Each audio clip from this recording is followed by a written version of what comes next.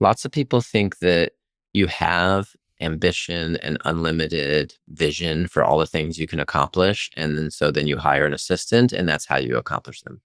But the causation is actually the reverse. It's as you get leverage, the cognitive load of all of the admin and little things in your life lifts.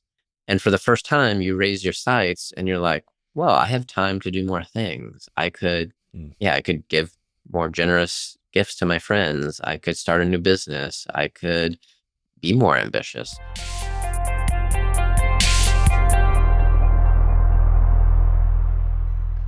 I have been wanting to do this interview for years.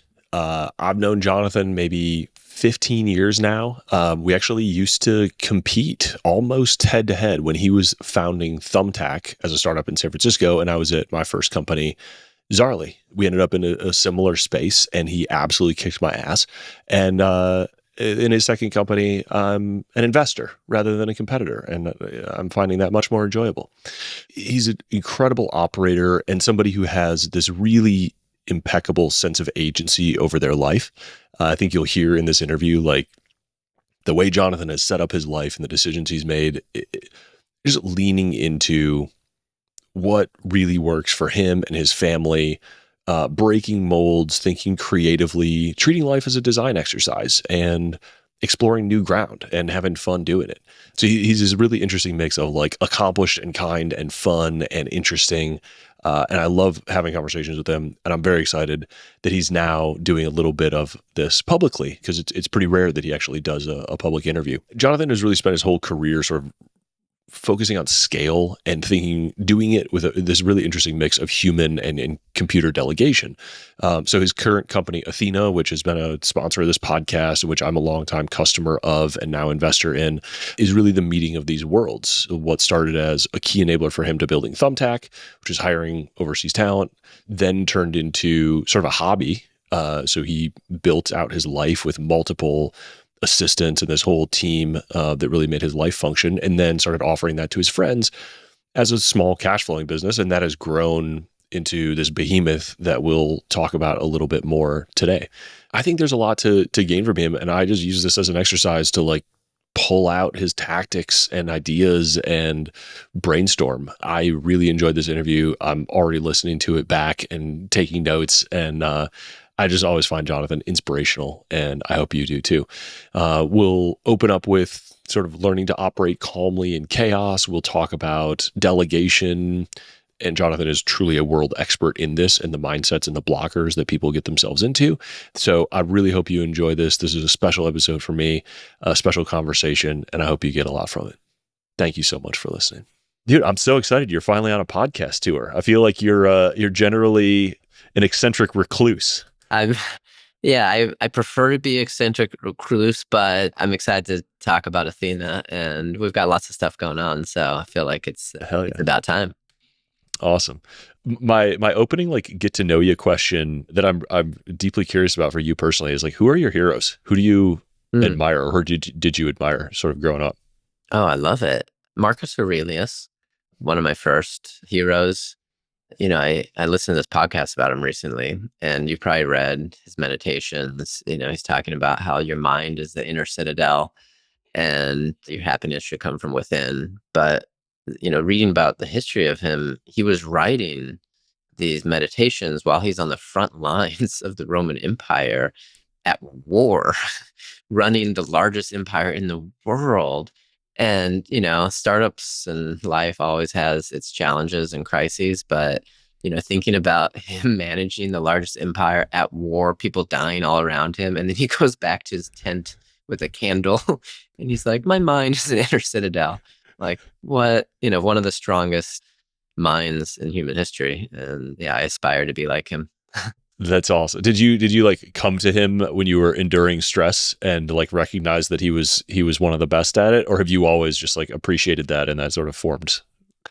Yeah, it's always appreciated. I feel like I'm more stoic by nature. Some people are more excitable than I am. I'm much steadier through ups and downs. So I think the philosophy just kind of resonated with me. And the more I learned about him, the more I'm like, man, he was a maniac that he could have such mental strength during such hard times. That explains. I feel like one of your hallmarks is like operating coolly in chaos and at high scale. So it makes sense that that's like, Totally. I mean, one of my favorite stories from Thumbtack is people will be like, "What's your favorite time from scaling the business?" And I'll be like, "Well, it was actually the most chaotic time. I woke up one morning and a team member in the Philippines said, we have zero traffic to our site. Not like one visitor, zero. And at the time, we were getting millions of visitors. And I'm like, well, something terrible has happened. And so we look into Google Analytics and traffic has gone to zero. And then when you searched Thumbtack in Google, like if you search Thumbtack, the word Thumbtack Home Services, nothing showed up. So we quickly realized Google had given us the death penalty effectively of de-indexing us. So you couldn't find us even if you wanted to. And I remember, walking, we had a kind of crisis and we were like planning that Sunday night. And then I go to the office Monday morning and there's like 30 new employees who is their first day. And I have to Oh do like God. new employee onboarding while I'm like having these calls to investors to figure out what's going on. There's like a journalist outside our office trying to ask questions about like what's happened. And it was obviously intense and chaotic. But when I look back at it, it's actually one of my favorite weeks because you're like backed in the corner and you do whatever you've got to freaking do. And the team rallies, and probably wouldn't have as good of memories if we died, but we Yeah. survived. And you're like, yeah, you're capable of so much in those moments of intensity, even if they're more chaotic than you want at the moment. And your mind is an inner citadel. And now you know that for sure. You've taken a test and passed. Yeah, I mean, you've got your friends, you've got your family, you got your kiddos, and I think in those moments of crisis, you're like, I'm gonna fix it, whatever it takes. But I got a wife that loves me, I've got kids, and I've got a good mind, and everything's gonna be okay. Yeah, that's awesome. Awesome perspective. There's a whole amazing like oral history, I'm sure, of Thumbtack that I hope you do on many podcasts many times. And it's, you know, you and I, at least in association, go way back because like Zarly and Thumbtack were doing similar things at similar times, and Yeah. you absolutely whooped our ass. And my life has gotten much better when I decided to stop competing with you and start investing in you, which I is don't the think thing. we whooped your ass. I think all of our asses got whooped. We're It's a just like brutal market. we're last man standing. It is. It's just a hard business, and it's fortunately scaled to great size and doing well now. But yeah, we all got an ass whooping along the way. Yeah, the allure of home services has enticed many people into the swamp. Exactly. Yeah, I mean, people will reach out and be like, "Oh, there's this new competitor. Are you worried?" And I'm like, "Welcome to the jungle." It's a huge market. It's a $1 trillion TAM. That's why it's so exciting. And marketplaces are great businesses, but unlike Amazon, which has, can sell and ship products everywhere, humans are different. And so you've got to get reviews and know who's the best. And they may be good today, but not as good tomorrow.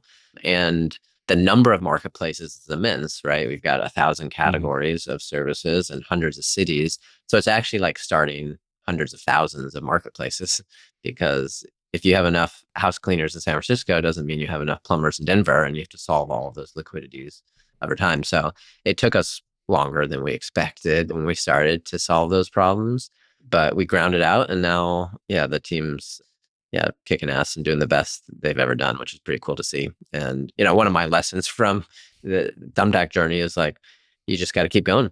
And even Yeah. when things are hard, as long as you got another swing, eventually it'll work if it's the right idea. And we took a bunch of swings, and eventually it started working.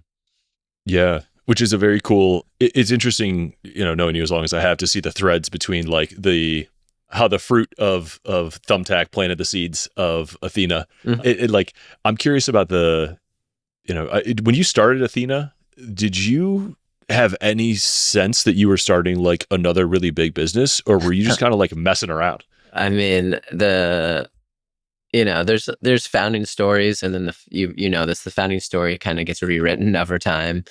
The real life founding story is I moved to chairman at Thumbtack, and Thumbtack will go public one day. But I was like, I don't really have much money. I've got a big lottery ticket that's going to be worth something, but I need to like make some money until there's liquidity. And so I started Athena with the sole goal of just generating income for my wife and I to live off of. And we were traveling the world at the time, having some extra freedom. We didn't have kids yet. And it seemed like a cool business to start. I've always been obsessed with delegation, as you know. You and I geek out Yeah. about it. And it's improved my life in immeasurable ways, both personally and professionally. And I was like, well, maybe I'll just help friends, achieve the sort of things I've achieved with my assistant. And so I put up a website we made in a day, tweeted out about it, and 1,000 people signed up. And I was like, well, shit, I got to hire 1,000 assistants. And so we started working on it and, started off mostly as a cash flow business. And then it got bigger and bigger. And then, I found a CEO to come in who had built 25,000 person teams in the Philippines. And he helped scale us from 200 million run rate and really took it to a scale that I was never envisioning at the beginning.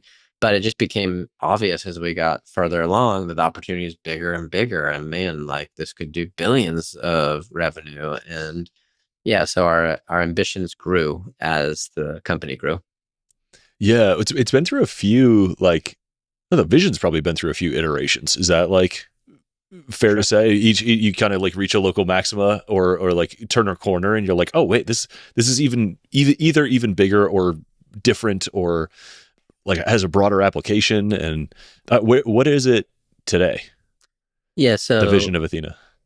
a vision of thing is the best human assistants powered by the best AI.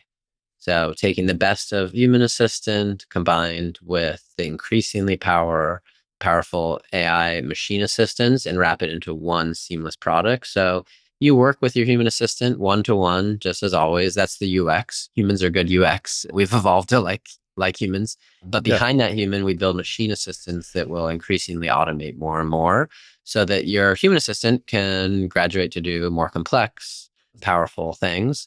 And it's really taking the best of both. And my analogy is like with Tesla self-driving, Elon did not build the first Tesla without a steering wheel. You need a steering wheel to drive it, and the human's driving, and that's Athena today. We have a human, driving the tasks. But when you get into a Tesla, you are actually, and you're driving, you're actually feeding data into the neural network that trains the machine.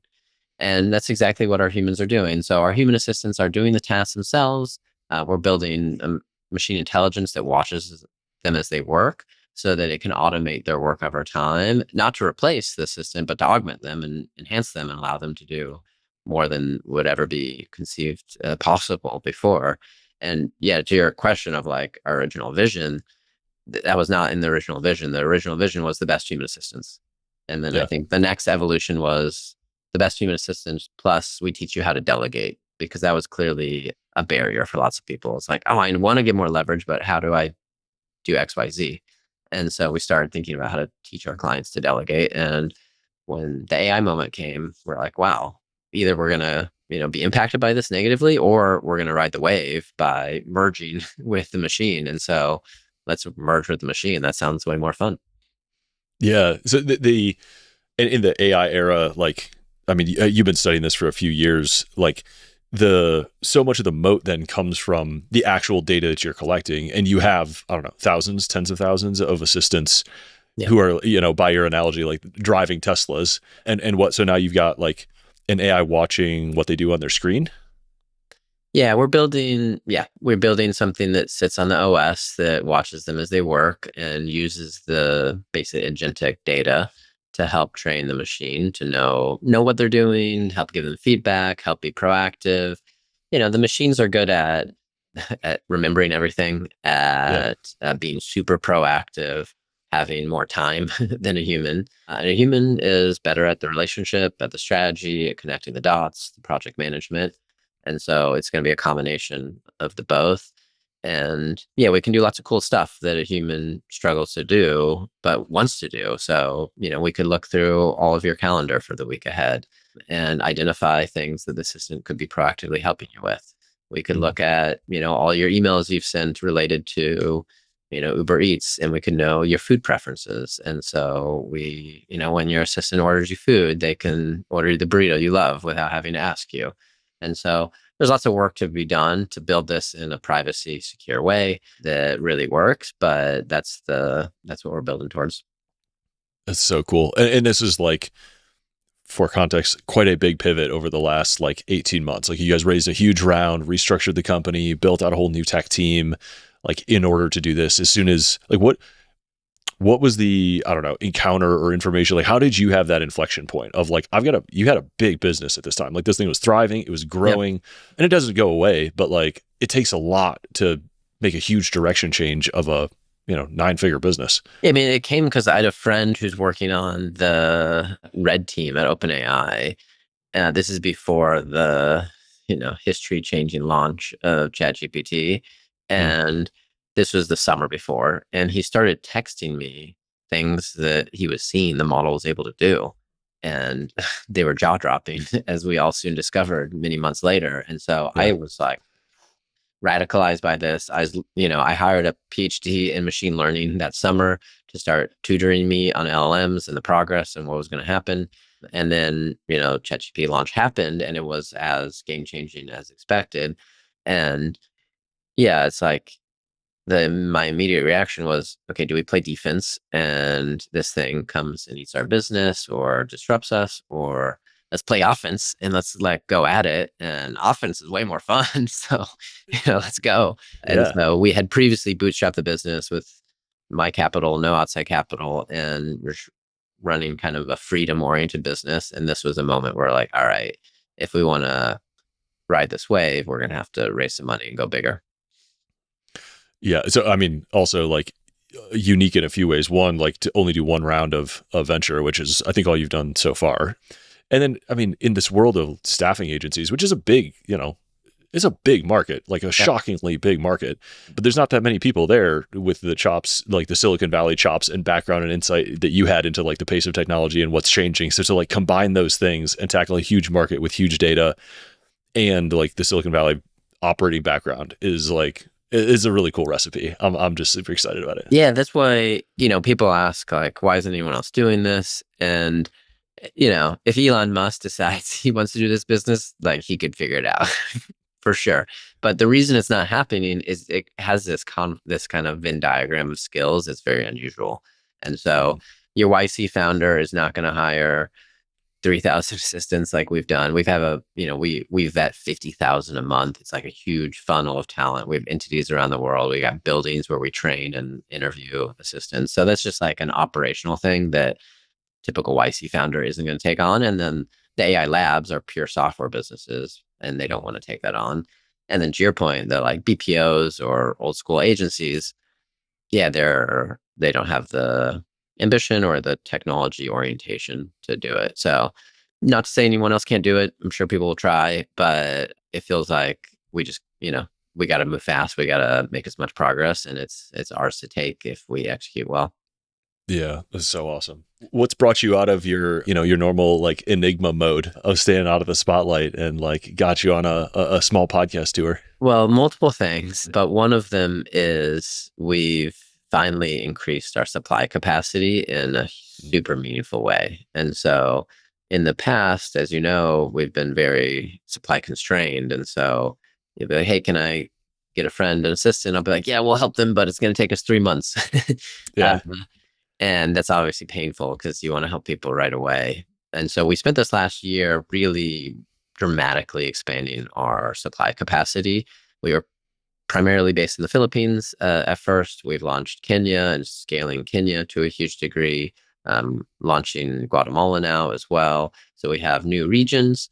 We've also invested in these training centers that I mentioned, where people actually come in person for interviews. There's weeks of in-person training that allows us to like really capture much higher tier talent because if you're some of the best talent in a country and an agency reaches out to you as an assistant, but they don't have an entity, they don't provide local insurance, there's nothing like real about them, you're not going to get all of the best talent. But if you got a Mhm. sexy building that you get to come into, it's a real office, real entity, benefits, and all those sorts of things, you can capture much better talent. So we made big investments on that so that we can really get the best talent and scale it up. And so for the first time, we're like, wow, we're open for business, and we can grow the demand side a lot faster than we have in the past. That's awesome. I refer people to Athena all the time, and a lot of times there is a wait list, and a lot of times like the best perk is like, yeah, I think I can get you to skip the wait list. So it is. I'm sure the growth rate when you're no longer supply constrained is going to hit even a new pace. How do you pick these countries? Like I remember texting either you or Chris or both from I visited South Africa, and it was I think before you were anywhere outside the Philippines. And I was like, oh my god, you guys have to expand to South Africa Yeah. immediately. And you were like, we're thinking about it, we're working on it, we're traveling, we're Yeah. we're looking at it. But like that's such an interesting problem of like you got this whole big world like Guatemala and Kenya, very specific. Yeah. Yeah. I mean, we're looking for developing countries where you've got great talent and a more affordable rate than, the United States, but where people are highly educated. So great education systems need to speak English. So English is primary language learned in school.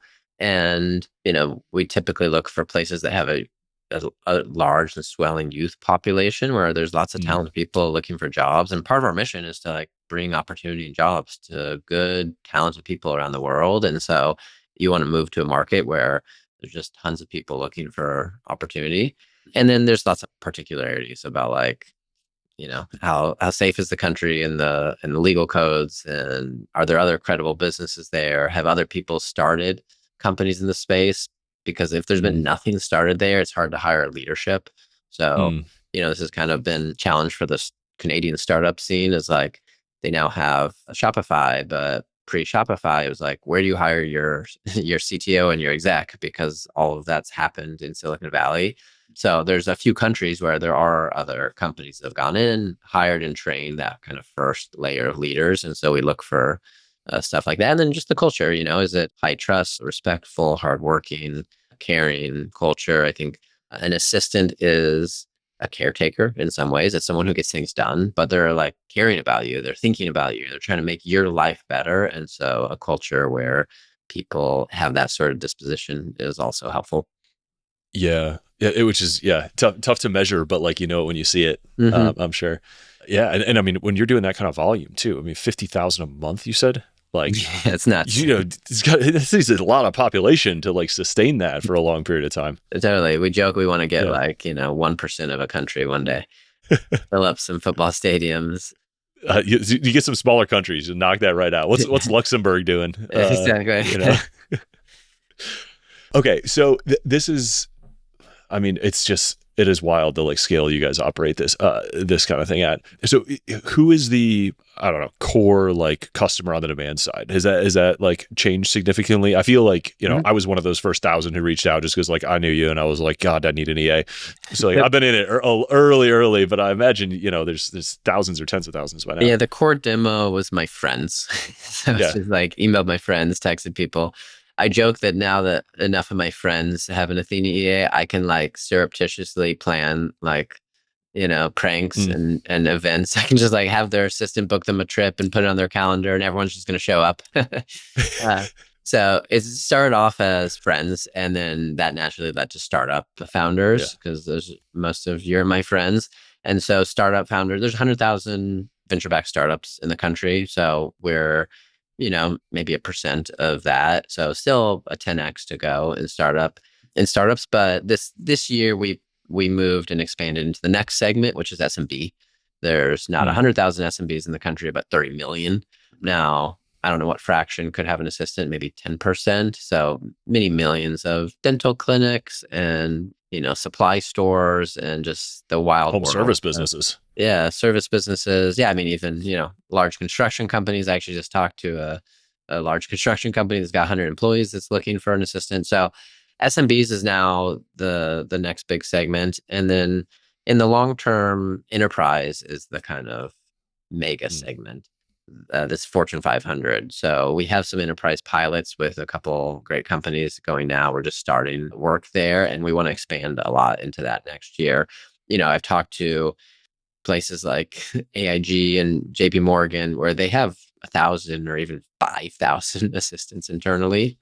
Yeah. And we can offer an offering that brings assistance to a whole layer of the team that doesn't have it today. And so maybe, the VPs or C-suite have it, but directors always wish they could have assistants, and now they're going to be able to because we have a different price point. And with our AI productivity, they can like bring this to bring it to the people. So that's going to Yeah. be a big focus for next year.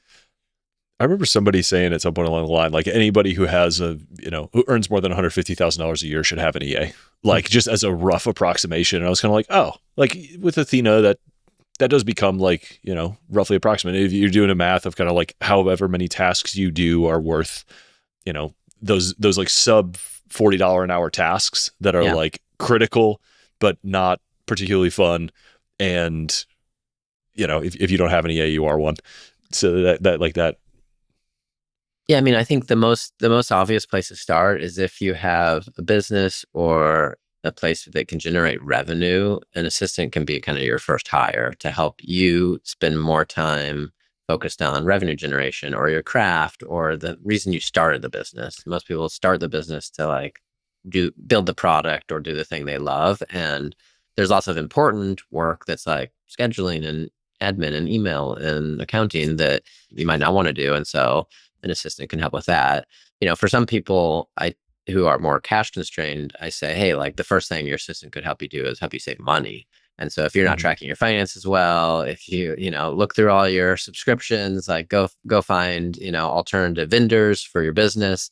That's the way to do it. But then, yeah, there's other people who are, dual income, have, make 250K and have a busy life. And for them, it's more a luxury good of, yeah, I could spend more time with my kids and my family, and that would be awesome. And that's worth paying $3,000 a month to spend more time with my kids.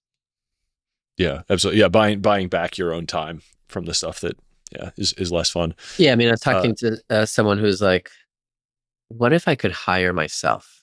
Would I hire myself? And for most founders, you would, because you believe in yourself and you think you're capable enough. And like, well, I just realized if I hire an assistant, I am hiring myself because my assistant's doing things that I'm doing now, and then I get more of me for the most important work that I want. I like that. I'd hire me for some jobs, but not all of them. Yeah, exactly.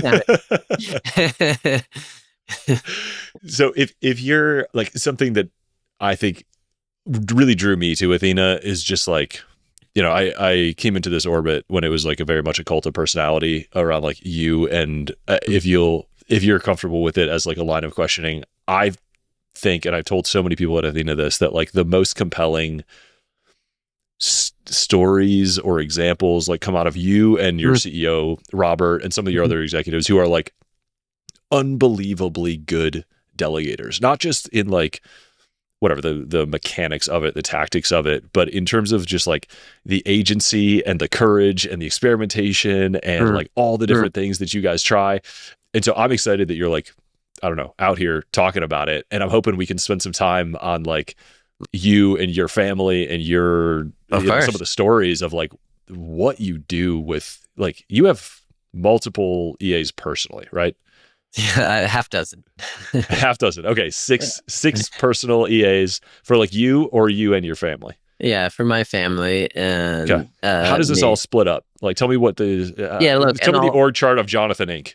I'll premise this with I grew up in the Midwest. My parents grew up on farms. I'm like Midwest boy. We did not have assistants in our house. We didn't have house cleaners, anything like that. So I think if 18-year-old Jonathan heard that I had a half dozen assistants, he'd be like, dude, what happened to you?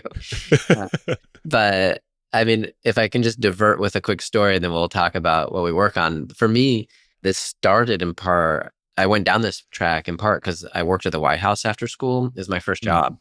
And I sat in the West Wing. I worked for the president's economic advisor, and I sat next to the president's executive assistant.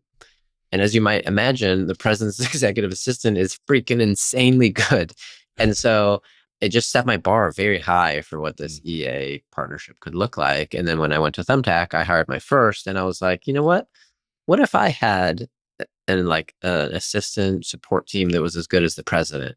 I'm not going to be the president, but maybe I'll accomplish a lot more things, and maybe my life will be amazing. And so I just had this kind of idea that I could do that. And I started by hiring first assistant in the Philippines, used Upwork. I encourage people, if you don't have the capital for Athena, like just go do it on your own. I can give advice on how to do it. And I hired someone on Upwork and just started with basic things like inbox, calendar, travel. And then I just started experimenting. I'm like, hey, every week we're going to try something totally new. This week I want you to help me try to make friends. Like, I don't know Mhm. many people outside of my work. Like, let's do a dinner party at my house every week. And you just invite someone new. And so we'd invite random founders, people like you at the time. We'd have like the founders of Uber and Airbnb. These were just tiny startups at the time. And I made all my best friends from that. And I ended up meeting my wife, Catherine, through that. And, it's like it became more than just a dinner party. But that's how the way I think about it is just like, what are my top personal and professional goals for the month ahead? And then how could my assistant help me possibly accomplish those goals? And, not everything's going to work. You need to be experimental. You need to be okay with failure. You need to be able to break up tasks into subtasks and that sort of thing. But if you experiment enough, you'll just eventually layer on more and more things that work. So how many, like, just pick any example, like, does this work because you are a really good delegator and you're coming up with like a goal that's meaningful to you and breaking it down into projects and subtasks? Or like, do you just speak a whim and like your EAs are really good at breaking it down and figuring out like not just what to do, but then how to do it? Oh, it's a partnership. You've got to be Okay. good at delegating. And if you look at the best assistants at Athena, they just so happen to work for the best clients. It's not a Mm. coincidence. The clients who know how to delegate, who are experimental, who partner, who give their EA lots of feedback, those assistants become superpowered because they're given the partnership and the investment to get there. And so, yeah, well, I will tell clients, hey, if you just want to show up and like have everything magically work, not how the world works. But if you're willing to put the time in, invest, and experiment, then it'll get better and better. And it's a little bit like venture capital. We talk about J curve. You invest, you have lots of losses, and then the winners compound. There's a J curve of delegation, which is it literally is faster and better to do something yourself the first time. Mm-hmm. And lots of people are like, I can do this faster or better. But the 100th time, it's not faster and better. And so you have to be willing to go through the training, the handoff, the mistakes, the breakage, the feedback to eventually get to the point of compounding benefits. So what are some of the most surprising things that you've delegated that people would be like, make them very uncomfortable to hear that you delegated? Oh, well, so many things. Okay, so I'll answer your last question, which I didn't get to, and then we'll do that. So I All have right, good. different assistants, and we have them broken down by different areas. Yeah, So one please. Yeah. helps me work, email, inbox, etc. Another helps me with finances. So P&L, balance sheet, angel investments, payments. Another helps with home, and so stuff's breaking, booking, Thumbtack pros, all that sort of stuff. And then we have one for kids and travel.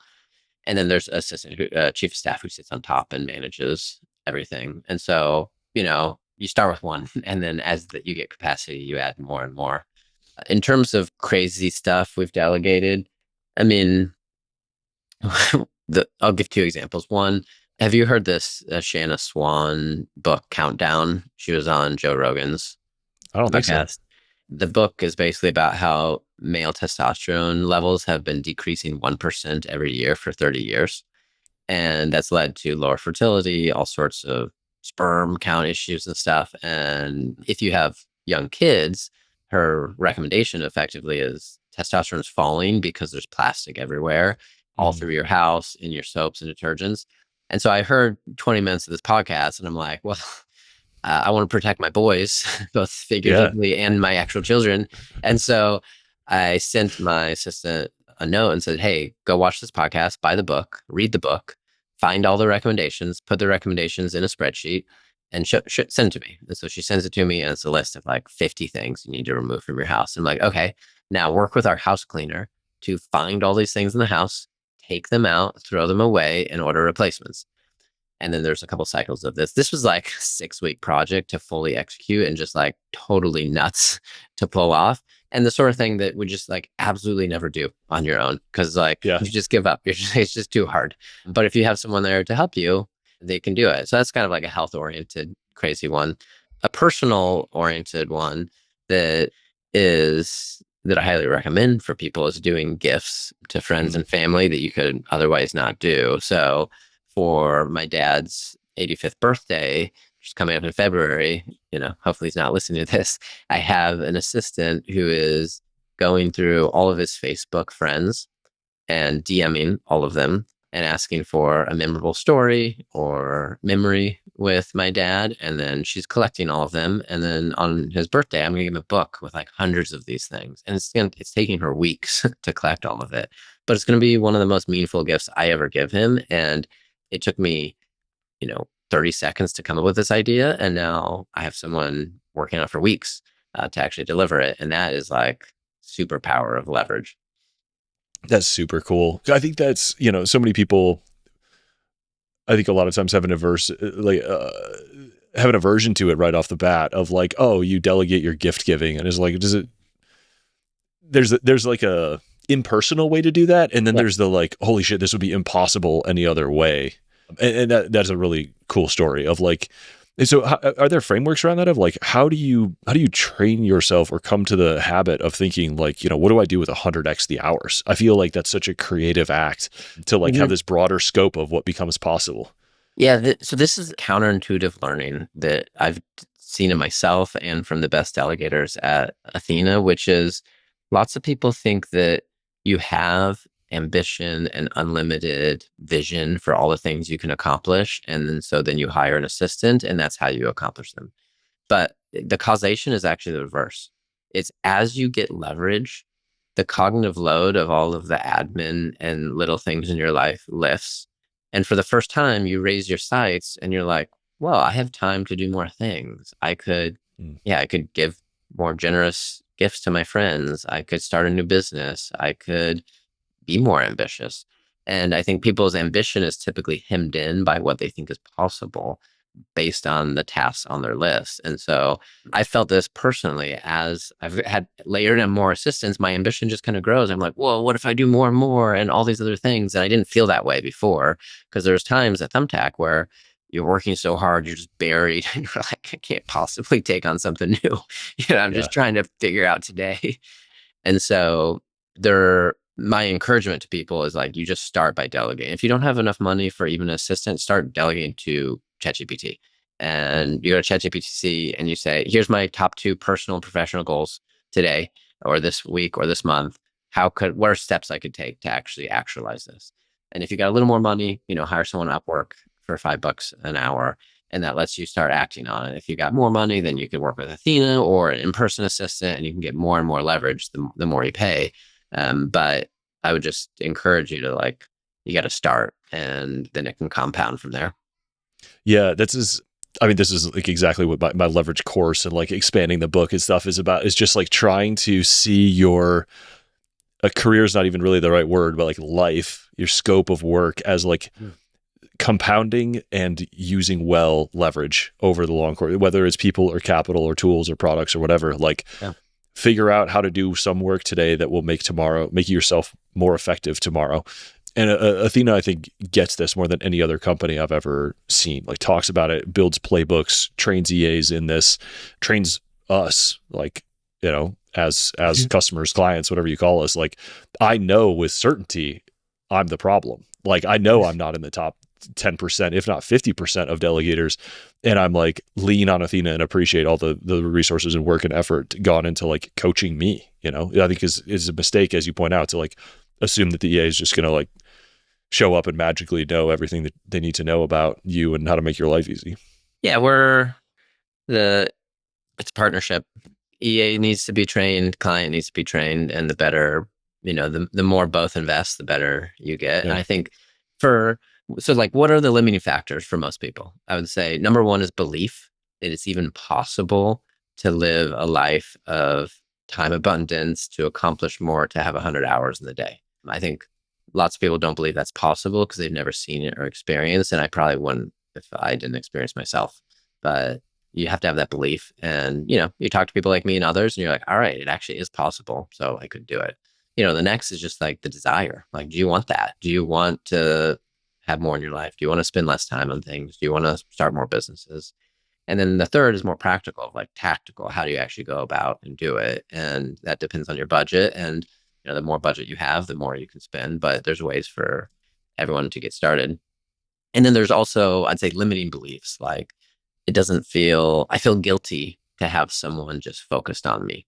as something some people sometimes think. And I tell people to flip that around of like, hey, when you don't delegate and you don't offload things, you're actually withholding a great paying job to someone who desperately is excited to have it. And our assistants are so excited to work with you for years, and have a great paying job. And so the more you delegate, the more you're helping a good-hearted person somewhere in the world. So that's like one limiting belief. Another is this, I call the cardinal sin of delegation, which is the more you, or it's faster and better to do it myself. And it's the cardinal sin because it's true, but it's true the first time and not the 100th time. And so you have to go through that J curve. And then I'd say the third mistake or limiting thing for people is they don't invest for the long term. And they think they can just try it for a couple months, or try an assistant for 6 months and then try a new one. It's like in venture, compounding is so good.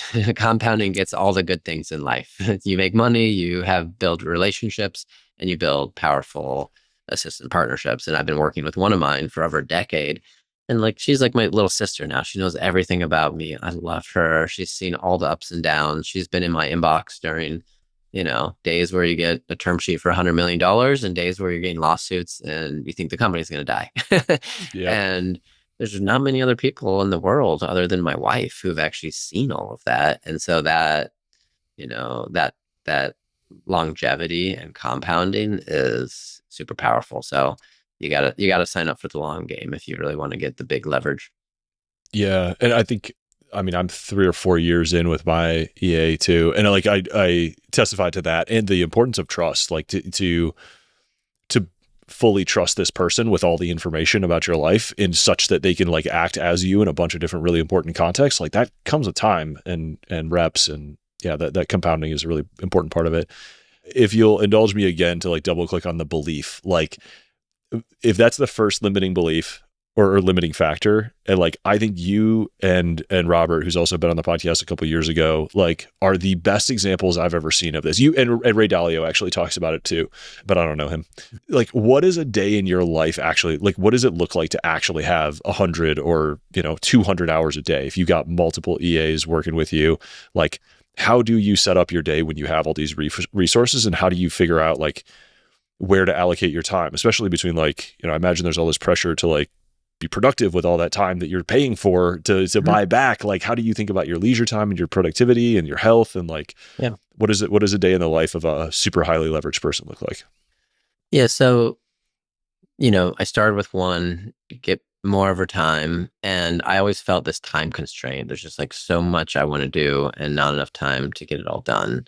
And eventually I had enough assistants who were helping me with different projects and offloading all the things for my life that it happened when I got sick. I had this moment where I was like, I actually don't know what to do this afternoon. Like, I've got people handling everything, and that's how the ambition expands of like, whoa, okay, what can I do to be more proactive? What's like a doing business to start? How can I support my friends or family more? So that's the trajectory. It's been different times. Sometimes you're in intense work mode and you're like working a lot and your assistant's helping take care of your life and family and kids. And then there's been other modes where I'm more in freedom mode and I'm like, I want to do half a day of meetings a week. So just meetings on Tuesday, no meetings the rest of the day. And I want you to protect me from as much as possible. So try to protect me from emails, messages, calls, handle them proactively. And the first I want to hear about a task is when it's done in some cases. And now that is very difficult to achieve. That's the I call it the nirvana of delegation, is like this clairvoyant delegation where you've mind melded so much with your assistant that they're able to anticipate the things you want, complete them, and then you only learn about it when it's done. And so you can't start there. You start with, here's the specific tasks I want. Then you typically graduate to, here's a project. It's a bundle of tasks. I want you to figure out some of the tasks that I haven't even delegated.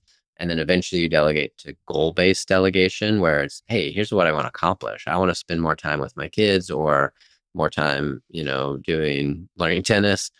Can you help me achieve my goal? And then the next level I call process-based delegation, where you actually take your internal algorithm and you export it as you delegate. And this is often natural for kind of like systems thinkers. And so, but more difficult for others. So as an example, if you want to have your assistant help you plan a dinner party, if you say, hey, can you help me plan a dinner party? 8 new people want to make friends. If they're your new assistant, it's very unlikely they're going to deliver the dinner party you want.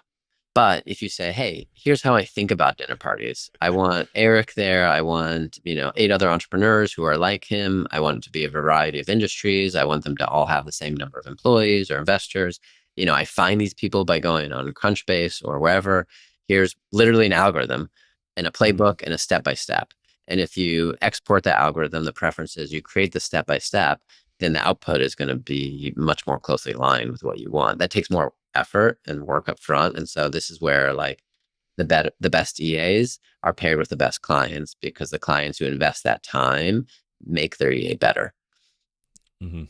So, and were there moments in that like scale up of the EA team or whatever you call it, like where you found you were overloading one EA with like all the different context switching you were doing, and you found you got unblocked by being like, all right, I got one EA for work, I got one EA for life, I got one EA for home. Like that's one of the problems I have is like I'm juggling too many things, and so I do a bad job of like prioritizing with my EA, and then like it's very hard for him to like keep up with all the context switching that I'm doing because I'm already doing more than I should. I mean, being an EA is a tough job, and we find people who are excited for the challenge, but you don't know what's going to come. It's like, Yeah, I'm going to be asked to help, plan a podcast or plan a wedding today. We'll find out.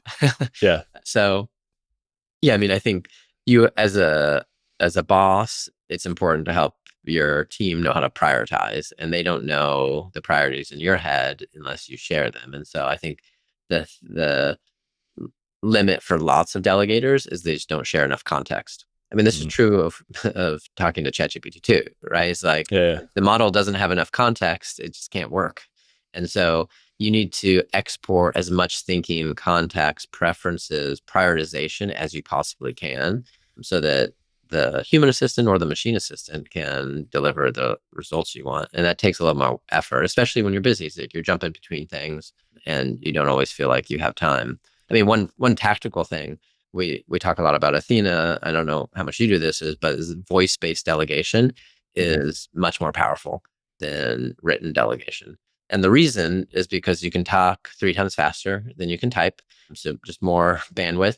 And you can do it in situations that are more difficult, walking between meetings, jumping up from a dinner, driving, working out. Yeah. Yep. And you're more likely just to say a lot more. And so if you or just start rambling, you just share a lot more context about exactly what you want. And that's the like kind of one tactical thing you can do as a delegator to typically up level the fastest, is just move to voice based for almost everything. And if you do that, you'll give more context and more feedback naturally, and you won't even know it. And that will help your assistant be better. Yeah, if you're just thinking about it as a bandwidth problem, like what's the lowest friction way to just externalize all of those, priorities, preferences, and process, as you said. Yeah, it's not Neuralink, but it's like a step faster. It's a lot better than thumbs. Yeah, exactly. Thumbs are the worst, voice, you're still grunting into the air. Better. Yeah, I mean, eventually we'll just mind meld and we'll have full digital replication, and like delegation's going to be insane. Yeah, I think there's even there's a step in the middle that I think Facebook launched one consumer version already that like the bit rate of like mental typing. So you like imagine typing, and there's like a wrist monitor that's tracking your like micro movements or whatever. Yeah. It's just already faster than typing, which is wild. I mean, it's cool. I mean, one thing we've trialed that is going to take us some time to build, but is we built an internal demo of a system that watches your screen as you work, runs the images through LM to find things you could be delegating, and then proactively hands it off to your assistant to start working on as a machine generated delegation. The person who built this internally has done it with his assistant, and the majority of his delegations are now machine generated, which is pretty cool. Now, the assistant has to decide, is this relevant? Would Eric actually want my help with this? Maybe he'll do it himself. And, the human is still paramount and always will be. But can the machine kind of identify opportunities more naturally and more automatically? Definitely. doing this in a privacy secure way is difficult. So that's why Yeah. it's not something we've launched, but that is where I think delegation ultimately goes is you're just working and there's a machine assistant watching you and it finds things that the human could help you with. Yeah, that is a really cool. I mean, that's similar. Rewind is a product that Yeah, has that basically that level of access, but it's exactly. stored locally. So yeah, I'm sure it's doable. Yeah, Rewind, and That's they just super joined cool. in Meta. Oh, really? Oh, I didn't see that. Mhm. Cool. Good for them. It's a really cool product. Yeah, perfect memory, perfect recall. Yeah, of everything digital, which so much of at least remote workers' lives are now. Yeah. That's absolutely rad. How has, I mean, so much of what your EAs work on and you experience is also like deeply intertwined with family life. And you've got a family. Like, are they just on this adventure of delegation with you? And like the EA is going to feel like part of the family and it's just like a Definitely. big happy squad? They are definitely part of the family, part of the crew. One of my assistants, we went to a house for the summer in the mountains, and she came to help us set up, and she's connected with everyone, and yeah, she's part of the family. And my wife is a very good delegator too. I mean, you asked like crazy stuff we've delegated. One of the craziest things we've ever delegated was Catherine's idea, which is we when you have young kids at night, they sleep and sometimes they wake up and they're crying, and you have a baby monitor that wakes you up, and then you see, should I go in or should I wait? And Catherine's like, what if we weren't listening, but we had an assistant in the Philippines listening? And I was like, that is insane. And I love it. And we now have someone in the Philippines who watches our baby monitors at night. And if the kids need intervention from us, of course, we go in, they call us. But 90% of the time, actually don't need intervention. It's just kind of like a cry or they go back to bed. And so, yeah, probably 10% the wake ups at night that we used to have. And it's, yeah, someone in the Philippines who's like, yeah, it's like a auntie who is part of the Yeah. family now. That is black diamond delegating. Would not recommend that for everyone. We are a little crazy, but I think it's been one of actually the favorite things we've ever delegated. I do love those examples that just like, push your boundaries of like your perception of the possible. And that's not so crazy because that was the seed of the idea that turned into Harbor, which like Kevin took and started as a company now, right? Yeah, that's right. Yeah. Yeah. Yeah, I mean, he called me when he started the business. He's like, "Hey, I read your blog post about this, and I'm going to start the business doing it." I'm like, "Hell yeah, that's awesome!" Yeah. And he has kind of a vision with kind of nurses involved too, so you can have a nurse or a doctor call in, which is even better. Yeah. It's a really cool, it's a clever thing. And you never know the price tag you're willing to put on sleep until you have a newborn in the house. And then all of a sudden your willingness to pay is like, oh my God. Totally. I mean, Brian Johnson says, I mean, he does a billion things and he says sleep is the foundation of everything. Because if you don't Yeah. sleep, then you don't exercise in the morning. If you don't exercise, you don't eat well. And Yeah. then now your health is totally destroyed.